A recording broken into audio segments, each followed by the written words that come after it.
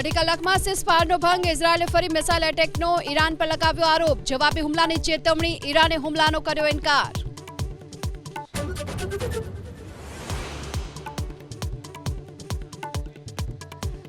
Iran અને Israel વચ્ચે યુદ્ધ વિરામ પર બોલ્યા ડોનાલ્ડ ટ્રમ્પ. બંને પક્ષે શાંતિ બનાવી રાખે, યુદ્ધ વિરામનું ઉલ્લંઘન ન થાય.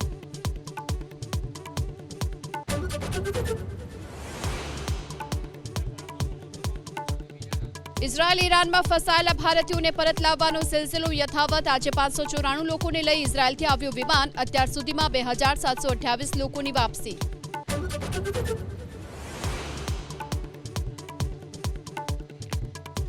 ઓપરેશન સિંદૂર પર બોલ્યા પ્રધાનમંત્રી મોદી. ભારતમાં બનેલા હથિયારથી સેનાએ દુશ્મનોને 22 મિનિટમાં હરાવ્યા. આવનારા સમયમાં મેડ ઇન ઇન્ડિયાની ગુંજ.